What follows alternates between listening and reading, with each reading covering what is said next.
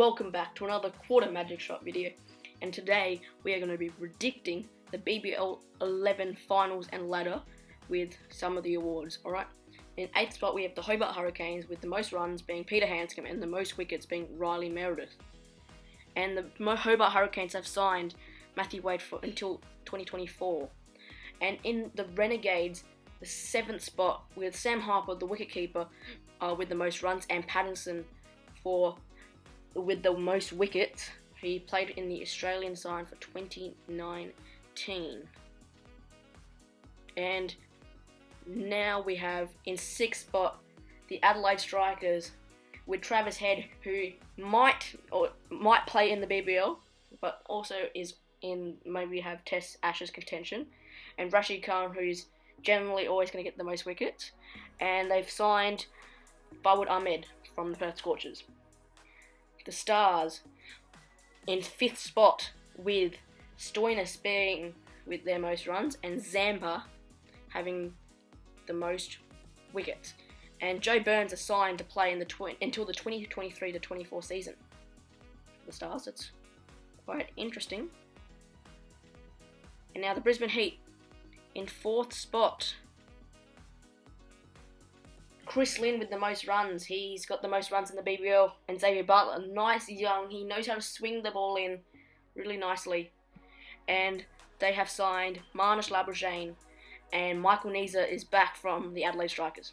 Now, the Scorchers, after finishing 2nd last year, they're going to finish 3rd, I think, this year. They'll lose Jason Roy and Liam Livingston in their lineup. They keep Colin Munro, and I reckon Inglis, without Roy and Livingston, Inglis make the most runs, and Richardson, as always, will make the most wickets. Now, in 2nd, the reigning premiers, the Sydney Sixers, I reckon will finish 2nd on the BBL ladder, with the most runs being Josh Philippe, or Felipe as you might call him, and Steve O'Keefe, an Australian Test off-spinner, as the most wickets. And now in 1st place we have Alex Ross with the most runs, and the Sydney Thunder will finish at the top of the table.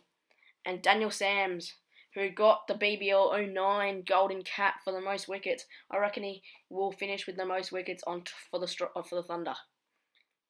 And for the most run scorer in the BBL in BBL 11, I reckon Josh Philippe from the Sydney Sixers will get it done after Alex Hales. And the leading wicket taker, Adam Zampa, in the T20 World Cup that's just happened, he's got the most wickets so far, and he's going to overtake that from Richardson. Now we have the finals. We'll go from the 1st, 2nd, 3rd. We'll place in there for the first game of the eliminator between the Brisbane Heat and the Melbourne Stars.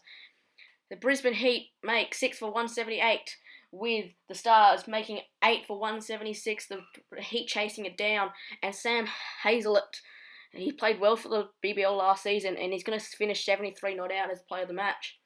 And now we have the Thunder and the Sixers in the qualifier to see who goes straight to the final. So, the Thunder open with 5 for 167, and the Sixers have trouble catching it down with 9 for 152. And the player of the match, Ben Cutting, getting 3 for 17 off the 3 overs, is my prediction for that match. Then we have the knockout, where the Scorchers versus the Heat. The Heat come from the eliminator, the win, and they'll take on the Scorchers at Optus. So, the Scorchers post a total of 9 for 162, and the Heat easily chase that down, 3 for 166, with 15 balls remaining, and Mark Steckity, he's bowled really well in this game, 4 for 23 off 4 overs. As we move to the Challenger, where the Sixers, who lost in the qualifier, will play the Heat, and the Heat managed to get it done by 3 runs. The Sixers, they bat 2nd, and they couldn't chase it down. Chris Lynn will post 57 off 23 in the Challenger. And we have the final. The Sydney Thunder will take on the Heat in the final to see who wins the cup for the BBL. And the Thunder win it by 26 runs with Alex Hales, the Golden Cap winner, 77 off 39. And they post 2 for 191. And the Heat post 6 for 165. And thanks for watching, like and subscribe.